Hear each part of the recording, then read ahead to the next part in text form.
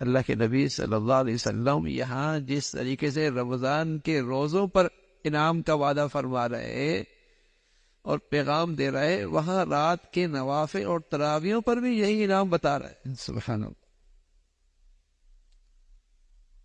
اس پر بھی یہی انعام مل رہا ہے۔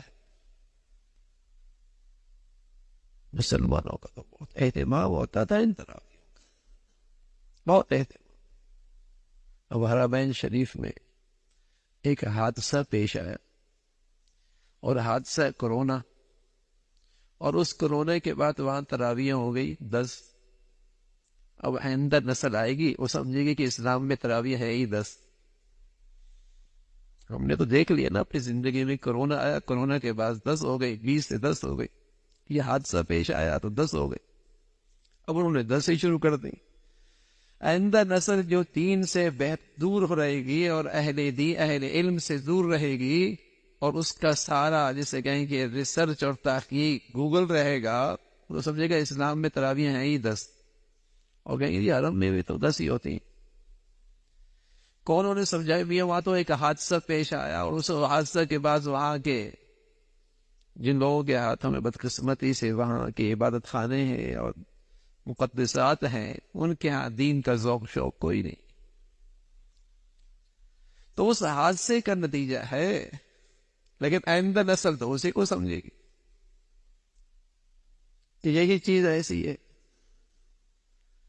ساری زندگی وہاں 20 ہوتی رہی، اب مسلمان وہاں عمرہ کرنے جاتے ہیں، عادت پڑتی ہے 10 کی، تو پھر وہ 10 کیا وہ 8 بھی چھوڑ دیتے ہیں۔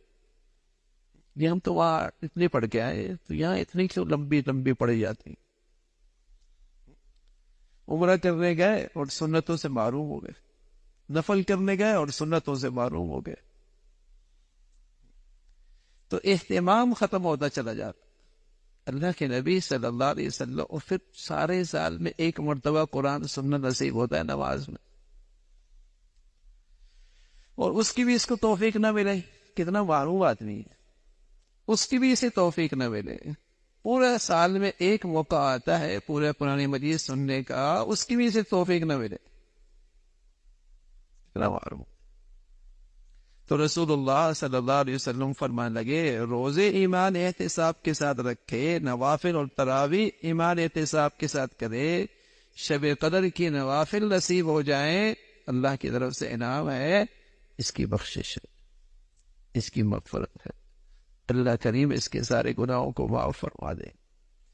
تو اللہ رب العزت بھائی آنے والی ان گھڑیوں کی قدردانی نصیب فرما دے۔ اللہ نے آج صحت دے رکھی ہے، عافیت دے رکھی ہے، ماشاءاللہ خوشحالی دے رکھی ہے، آسانیاں دے رکھی ہے، فرصت ملی ہوئی ہے، تو پھر اس سیزن سے خوب فائدہ اٹھانا چاہیے۔